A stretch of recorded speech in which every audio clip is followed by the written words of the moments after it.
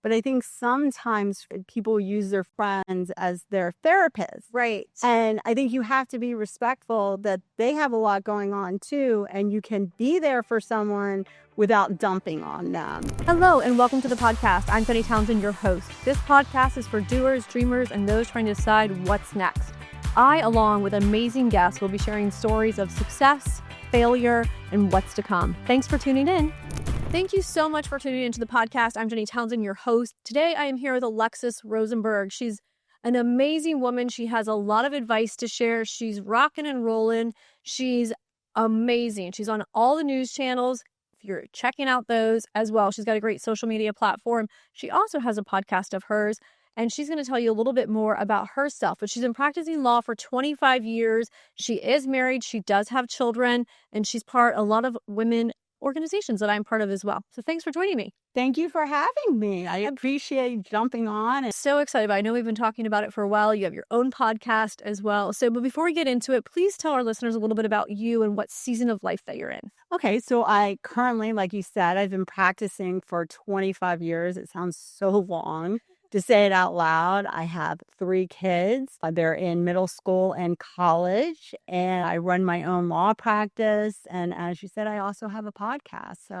And I'm married. How long have you been married? I've been married for, 22 years now. 22 years. That's amazing. I've only been married for like 12 or 13, and it feels like forever. So I can't imagine 22. And you guys work together, right? We do, which a lot of people find to be insane. I get that a lot. They're like, how can you work with your husband and not kill each other? Yeah. But, you don't see, it's not like we're next to each other holding hands and litigating cases. Right. We have multiple offices, and he has his caseload and I have my caseload. So it is nice to actually, we've been doing it for so many years. It's been nice for us to have that opportunity to have that, working together relationship as well as, the loving part of it. Right, exactly. Well, my husband and I we started working together. We bought a laundromat like 3 or 4 years ago. And so it's our first time actually doing a business together. And we have completely different philosophies. We have different ways of operating, obviously communicating as well. I don't think I'm going to be able to do another business with him. And I mean, it's like this business is minimal as well. So for anyone that's out there listening, what would be some tips or a little bit of advice that's been successful for you guys working together? Because I do know that we have a lot of couples that are running companies. So maybe they need a little bit of inspiration. Well, listen, it gets heated sometimes. Yeah.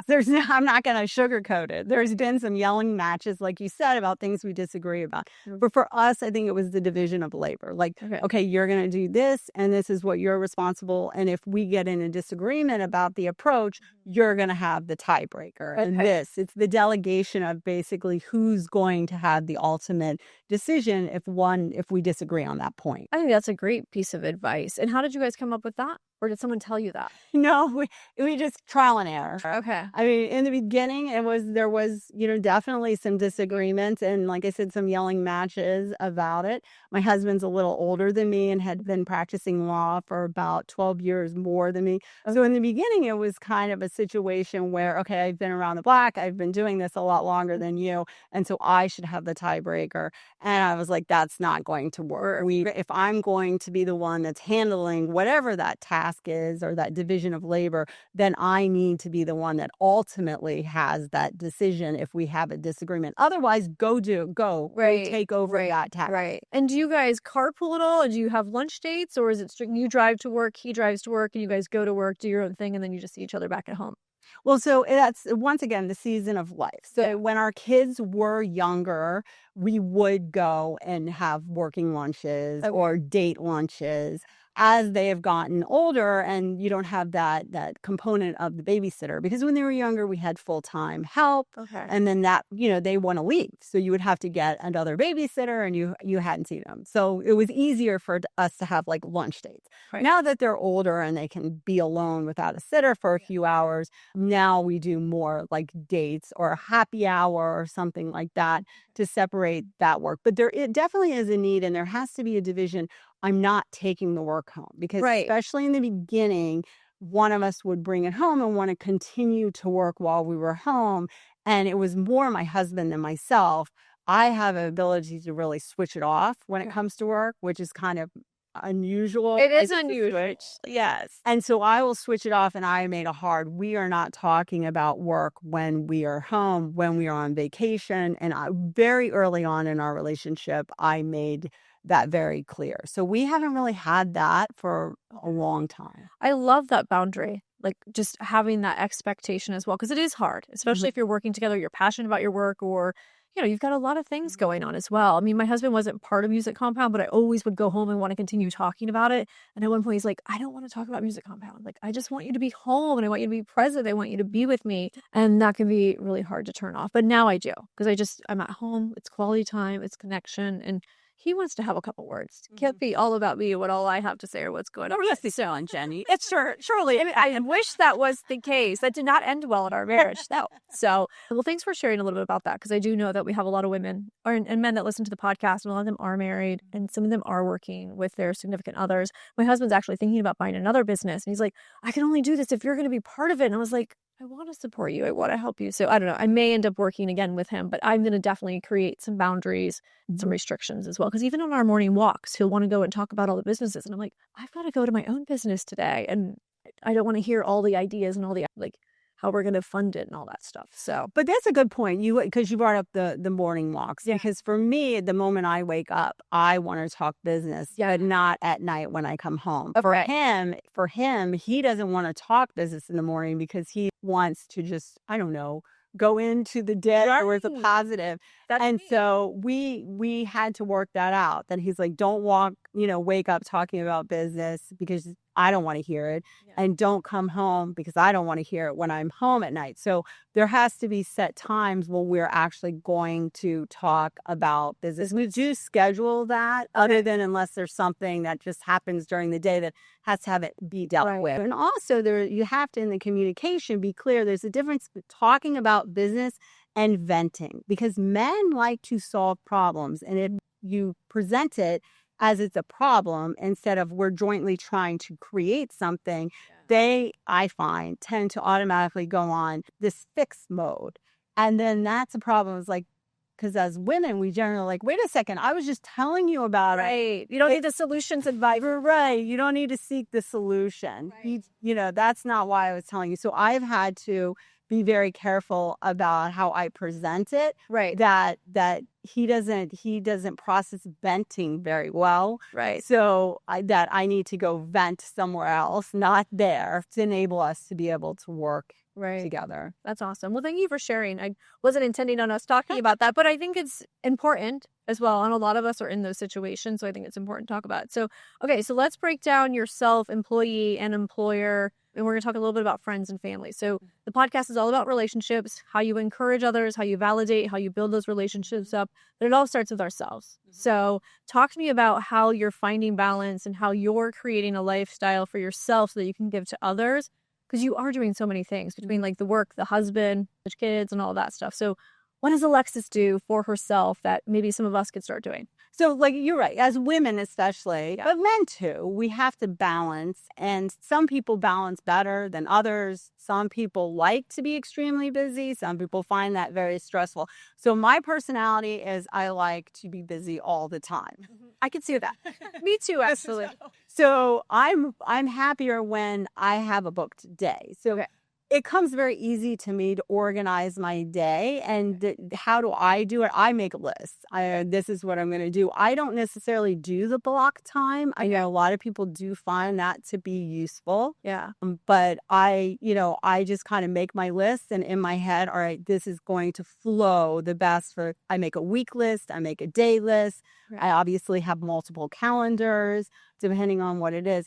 And I find a lot of joy and happiness in that. But I love to travel and I love vacation. And like I said, I turn off. So when I'm on vacation, unless we're talking about somebody's bleeding, dying, or being arrested, my office knows you don't reach out, or you just don't reach out. You need to figure out how to do it unless it reaches that DEFCON 9 situation. Right. So I do notice you guys travel a lot, which is amazing. My husband and I love to travel too. And most recently I've been able to travel and then my company doesn't contact me, only in like in a case of emergency, which luckily there's no emergencies as well. So when it comes to booking that time for travel, are you doing that like a month out? You're doing 3 months out, 6 months out? Talk to me about how you're doing that. Because if you're working as hard as you're working all the time, I'm assuming that you have to recharge quite frequently. So once again, I think this is a personality thing. People find a lot of joy in the planning. I am not one. Yeah. Some people get stressed out if it's not overly planned. That is not me. Okay. So I just look at my calendar, and if there is an opening in my calendar, I mean, one time I booked a trip to Paris less than 24 hours.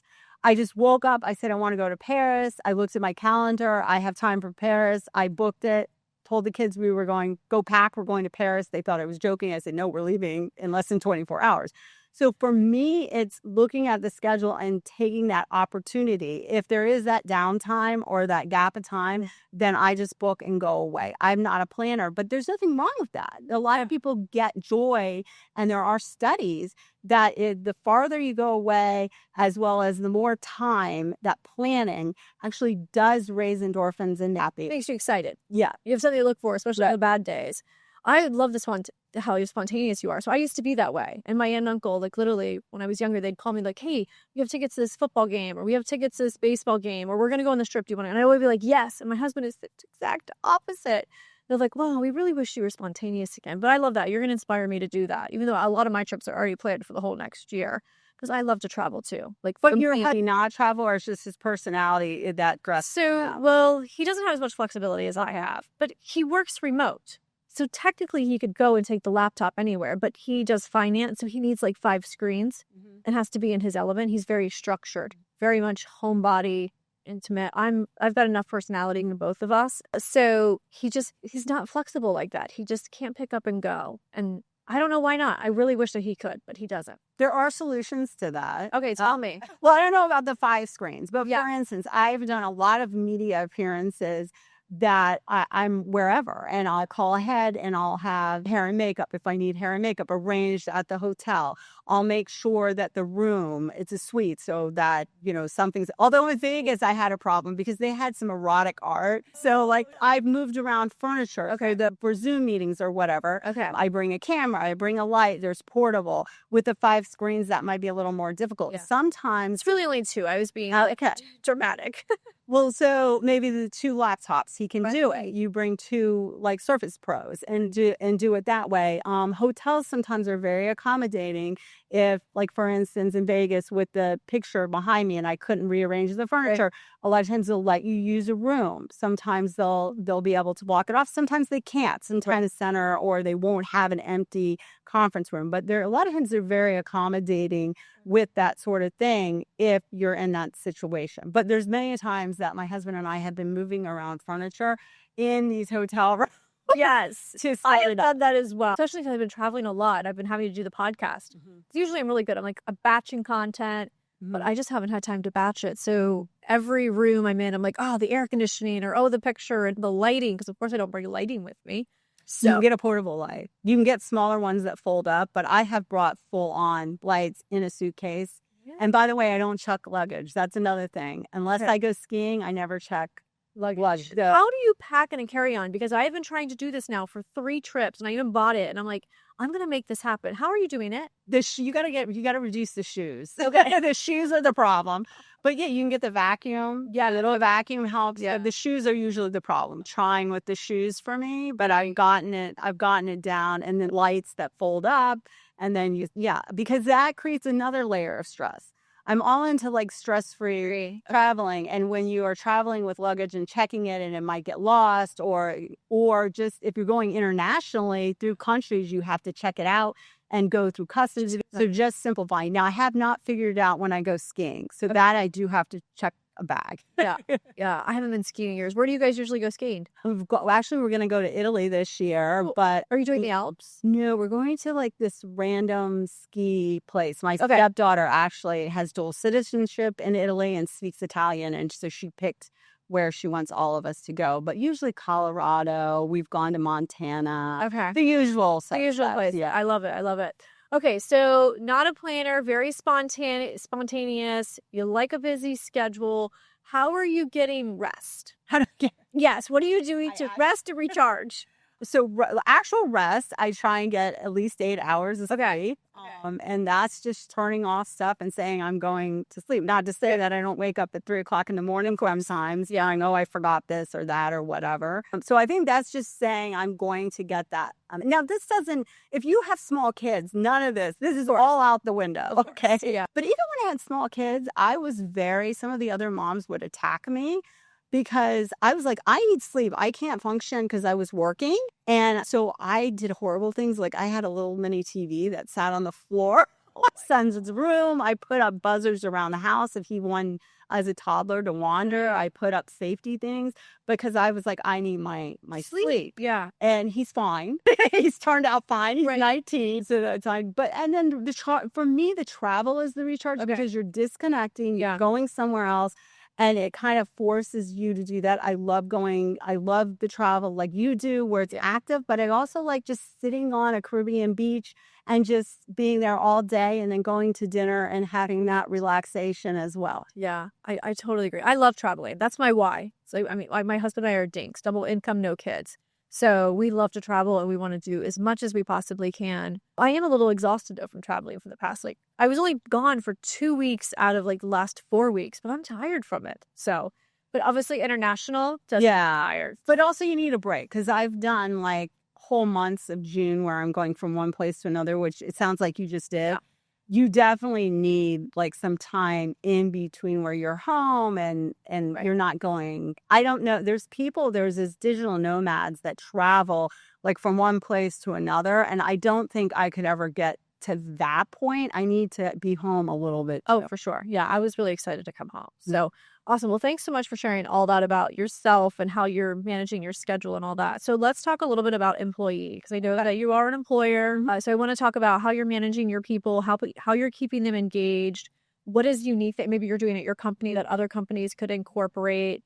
And then also too, maybe the husband-wife dynamics too. Does that impact the people that work there? So how many people do you have that work for you? So we have a lot of remote people. Okay. So we have about 15 people that work for us. Okay. And post-COVID, we didn't have any remote. We had no. And then with COVID, a lot of people did not want to come back.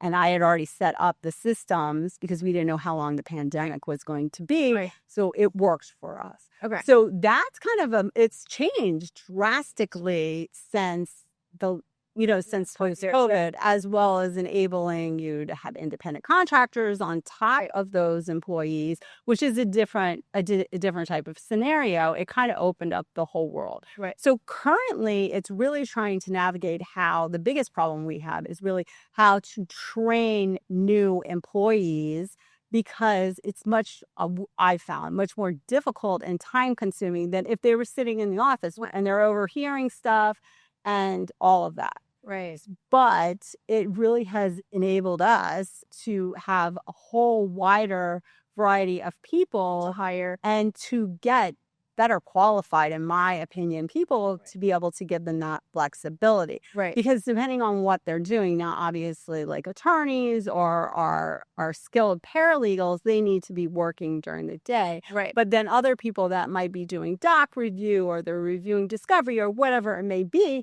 I don't really care if you're doing that at 2:00 in the morning, as long as you're carving out time for me to have contact and go over stuff. So I just don't care, which is really giving us the opportunity to look at attorneys that have small kids at home. They're getting the kids to bed and then they're doing the work. Yeah. So that's but the training has been challenging. And I don't think yet with the remote that we've been able to fix that situation. Yeah, I was just in a CEO roundtable meeting this morning. Well, she got to come as my guest, one of those breakfast mornings. So they were talking about, he actually is an attorney too, and hiring people, and they were remote. Now they're having everybody come back in, and it's going to go to 4 days, everyone coming back in. But the hiring, and his pain point as well, is training those individuals. And we used to have a problem training people because I was training them, and I'd be like, A, and maybe I'd tell you what S is and Z, and I'd tell you nothing in between. It was kind of just figure it out. So we started creating these training manuals, but small training manuals, specific sales, and then how to greet people, because I think sometimes they don't want to open up the big training manual because it's so overwhelming and you have to flip through the pages. So we have been doing that. It's been really, really helpful for us for onboarding. And then we have a couple onboarding videos that actually we make them watch before they come in. But I just started incorporating AI. And I don't know if you've played with AI, but basically I'm going to have my own AI agent, which is going to be Ask Jenny. That's cool. And I'm uploading all the manuals. So if you're like, how do I handle this trial? I will come on there and say, Alexis, that's a great question. This is how we do it. Because they don't want to watch all these hours of videos, and on the spot, they may not want to be flipping through pages. They can, let me have you hold for just a second. Let me ask Alexis. And literally you just like pop up on the screen. So we just started working with AI, which I'm super excited about, because I was thinking about, okay, I'm going to create a video for all these things. And how many people are going to actually watch it? So, I mean, I may still do the videos, but my Ask Jenny may actually be the video with all the content I'm uploading. So I just started working with this company called Delphi. So I'll send it to you. I actually met at my CFO forum, somebody else was telling me about it. But I think there's free versions too, but maybe something with getting people onboarded and trained. And like I said, those manuals, how are you guys currently training them? So we have the video manuals, we have written manuals, and then they'll get a one-on-one. The main problem I've seen is everybody learns differently. Yeah, 100%. And I think the problem is that what I've found, and I don't know if it's a transition with the VA, it almost is you have to break it down, kind of what you're touching upon so simply, because we've had problems because they're not in there. They don't know how we communicate. They're hired remotely and then they're working remotely. And so it'll be like kind of what you said, they'll skip a step or they'll simplify it so much that we're like, why is this taking place? Yeah, and they're an extension of you. So you want them also articulating it the way that you would. You want that passion or you want that experience to come through the phone. And I think that's kind of hard to train too. That comes with experience. What are you guys doing to keep your people engaged and wanting to work for your organization? So is there anything specific, whether it's understanding their love language or understanding like that they want to be celebrated for their birthdays? How are you working with your people to engage them a little bit more so you can have higher retention? So first of all, giving them time off. Okay. I think respecting, then giving them the PTO because everybody needs to recharge. Also, you have to, like you said, their love language. Everybody responds differently, but kind of giving them the respect, giving them the ability that they're heard, and there's studies on this. That is not, obviously everybody wants to be paid well. Right. But also more importantly, they want to feel like they're part of the organization and they're being heard and what they have to say is important. So we do have meetings and you really do have to push because a lot of that's outside people's comfort zone. So I'll have a meeting and I'll require them that they have to tell us like a funny story or something that happened to them or what they did over the weekend. And then they have to either state a question that they have or a problem that they see. And they have to say that we're not moving on. They can't say, I don't have anything. Because a lot of times they're scared to say that there's a problem. But if they're forced to pick something, and they can't say, the same thing that the other person said either. That's not allowed. So that's kind of helped. And it also, with the virtual, it's helped get a little glance into their personal lives because we don't have everybody sitting in the break room chatting for 5 minutes or getting coffee and hearing about, their daughter had a baby or their whatever's going on or a birthday party or they went to Disney, whatever. You don't have that. So that kind of reinforces that ability that they went to a festival or they went to a parade or whatever it may be as well. Yeah, I love that. What you're talking about with like bringing to the meeting where you have to contribute in some capacity. I don't know if it was the book Traction or the E-Myth, but I was just reading about that. Have you read either of those books? I have read this. Yeah, I love those books. And I think, just getting them connected and then also understanding their personal. Like for me, I'm a huge believer, like the better they are personally, the better the organization is going to be. Like your employees are the health of the organization. So we spend a lot of time, encouraging them to do self-care, like take a walk, like Alyssa or Mariana. They come in and I'm like, did you not take a walk today? Did you not eat breakfast today? Like, go take care of yourself before you come in. It's so important. I want to encourage you to get my book, The Stroke It Guide, available on Amazon and my website. The book is what you need to know from the boardroom to the bedroom. It talks about how to stroke yourself, your spouse, your partner, your friends, your family, most importantly, your employer, employees. And of course, there's a chapter just for the bedroom. Go to Amazon today and get my book, The Stroke It Guide. What is something else that's unique about your law firm that maybe other law firms aren't doing, which helps with you recruiting people to your organization, or even just like the customer service aspect of it? Well, I think the key to any business is you have to move with the times. Yes. So, I mean, I don't know if there's some law firms that are still in the dark ages, and then there are some that the newer attorneys started off to start with. I mean, I think what we try is to humanize and say that you're not just coming here to work. And I don't want to use the family because families are dysfunctional, but we just don't see you as a worker bee. We understand you have a life. So, I'll say, if you are just having a bad day and don't think you can come to work, then don't lie to me. Right. Don't make up you have a doctor's appointment. I'm not your mother. I don't need an explanation. Just say I'm taking a PTO day. And also checking in, like you said, because if somebody's in a bad mood, it may be that they didn't eat. There may be another problem, but just checking in. Is there something that we can do to help you right now with this situation? Or if somebody gets snappy, like over here, snappiness, is there some, how can we help you? And what, not what's going on, because it's really none of our business as employers, what is personally going on in their life, and honestly, you don't want to know because you don't want to be pulled into the drama. You really don't want to open that door. But is there something that we can do to help with this situation? Do you need a 5-minute break in, the bathroom because this was unusual that you just snapped on you were short with this particular person or whatever it may be. Or maybe that particular, in our case, client is just difficult and that another paralegal or law clerk needs to be the one that's interacting because their personalities aren't meshing. Because some people just don't like some people for whatever reason.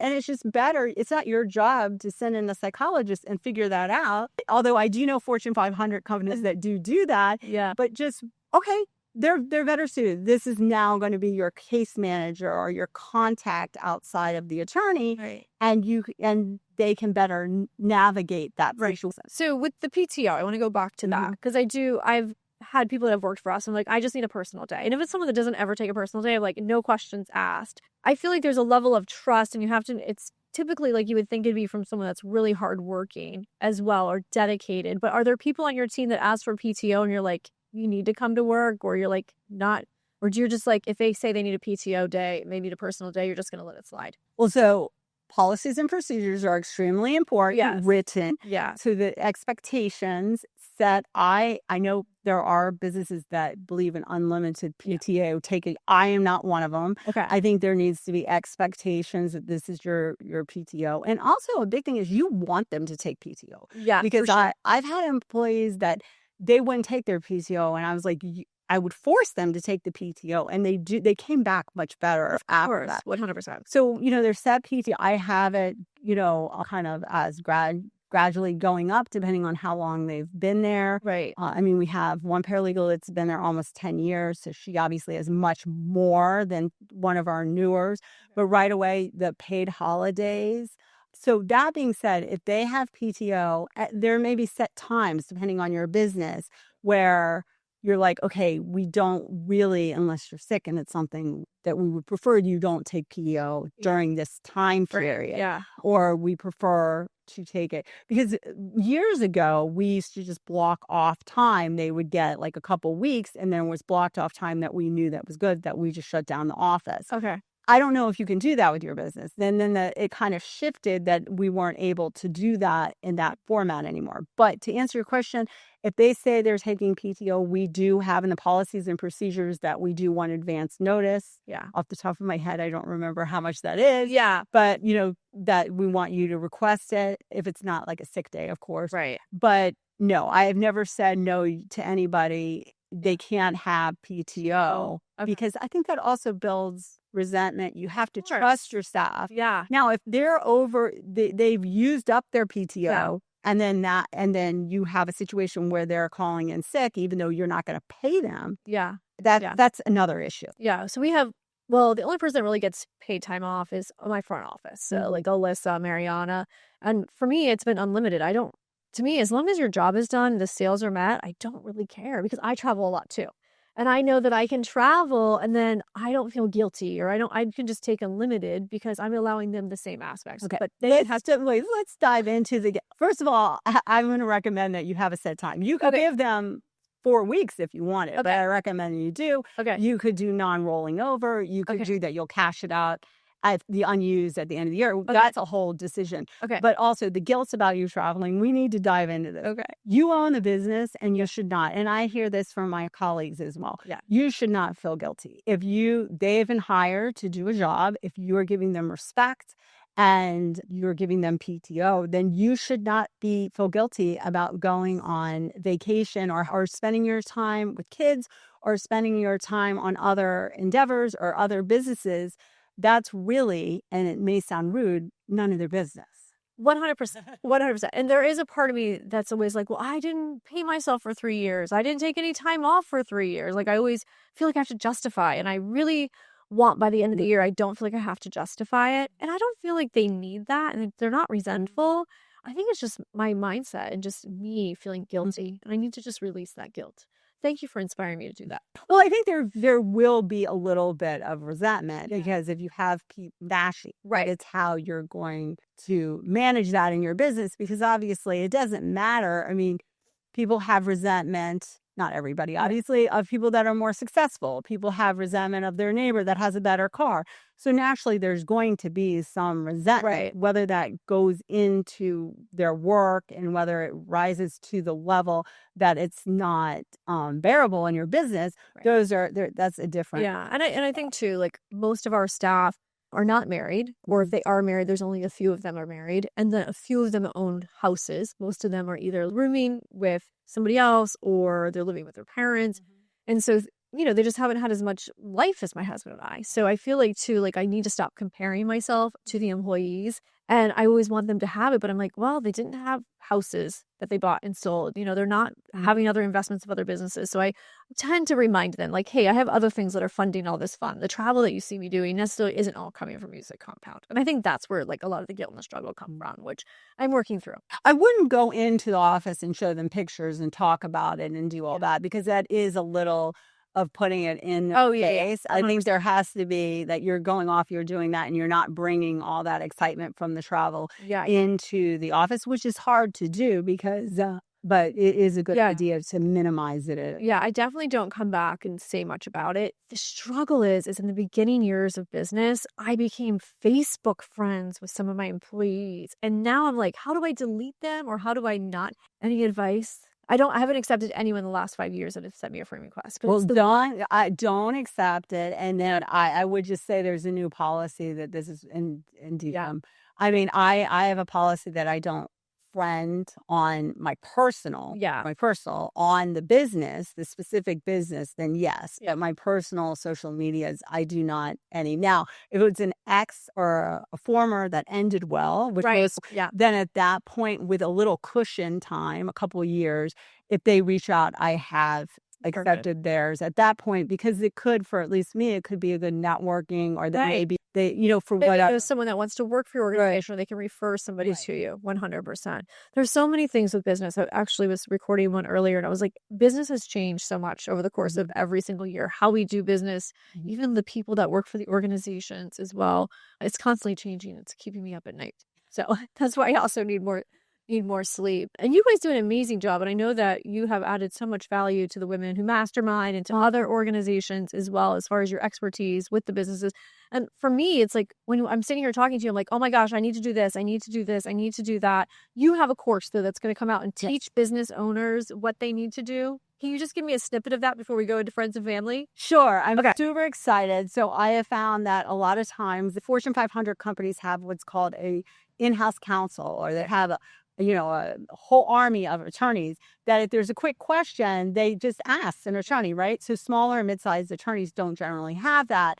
So I wanted to create a course that for those, and I love for especially female business owners to just kind of touch upon some of the hot topics. So they have that information going in, or they're already in the business, so they can issue spot, they can try to fix it.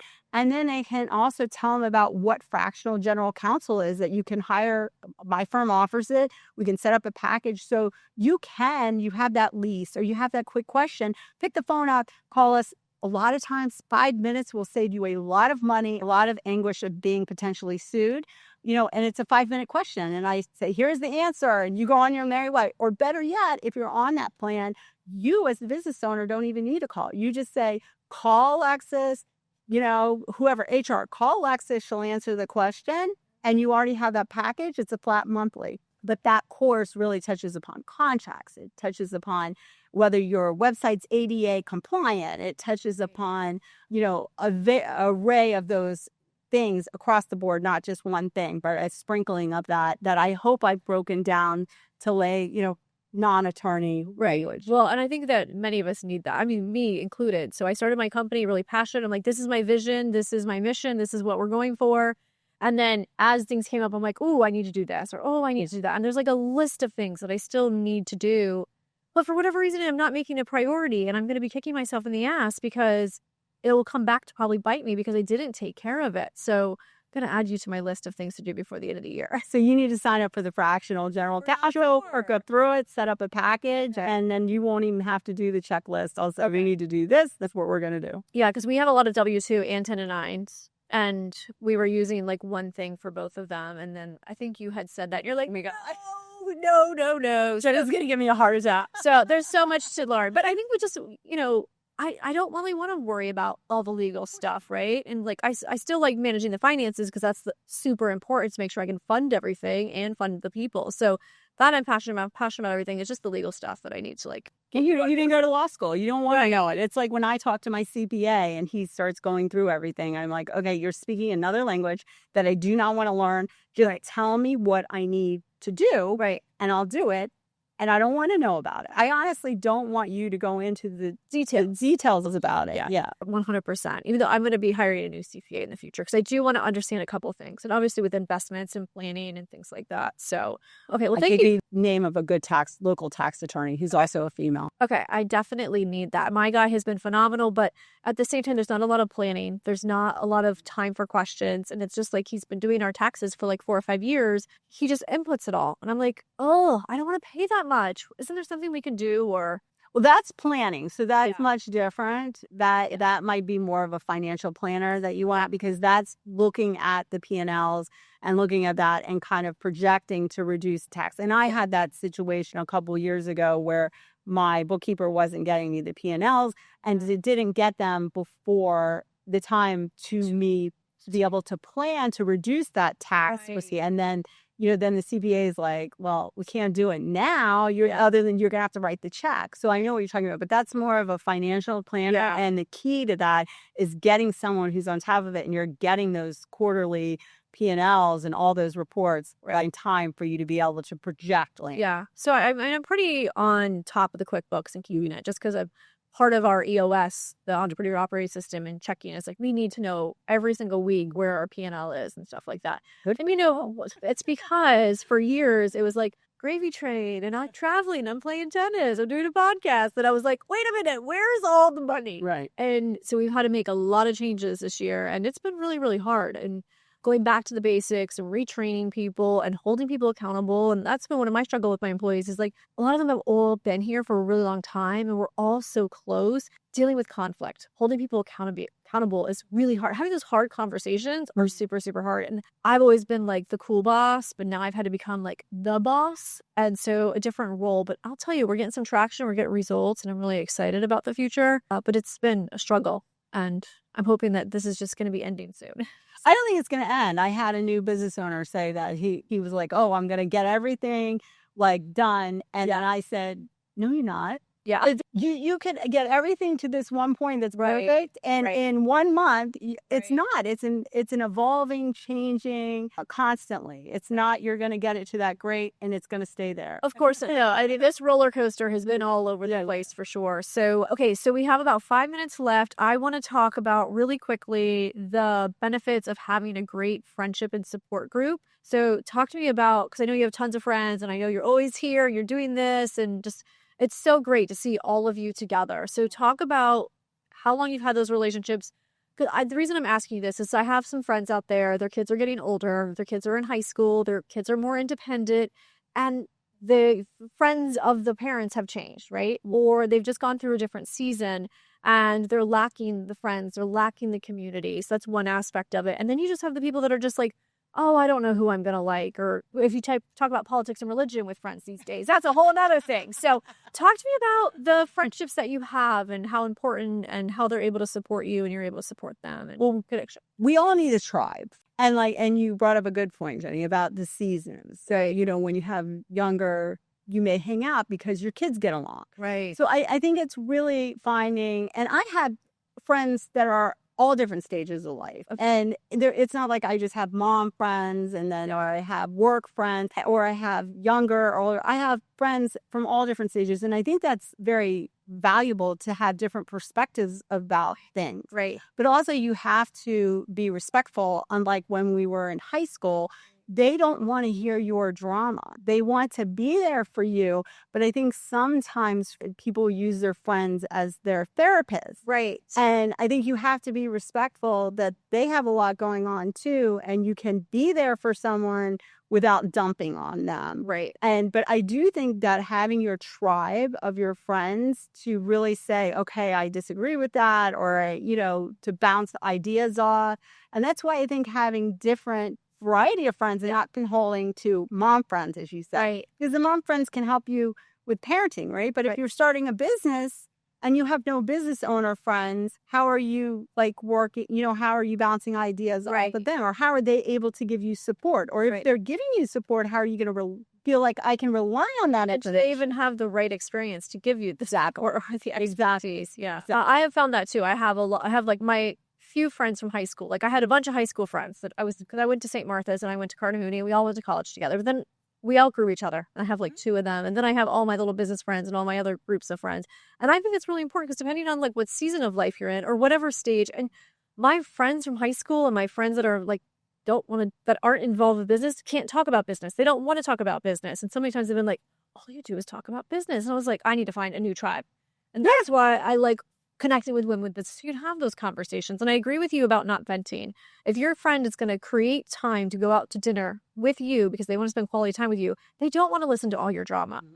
Connect with each other and talk about what's going on, but not too much. Because I think I stopped hanging out with people because of that. And I was like, I'm having the same conversation with you 2 years later. I'm going to give you a phone number to call. And that's probably who they should talk to anyway. But talking about friends really quickly, I had a friend and she said to me, she's older than me. And she said, I decided I needed one of their friends collapsed at a party. And she's like, I decided I needed a younger friend. So you're my younger friend. So, I mean, it really is. It's a season of life where you are. Right. And don't bet on your friends. Yeah, no, for sure. And I know you had talked about that earlier in the podcast. So awesome. I've really enjoyed our conversation. I've learned a lot from you. I always learn so much from you when we're talking and hanging out. If there was any advice or anything you could encourage our listeners to do today, whether it's to take care of themselves or book the trip or, I don't know, discover something new, what would it be? I think you have to sit with yourself and decide what you really want. Right.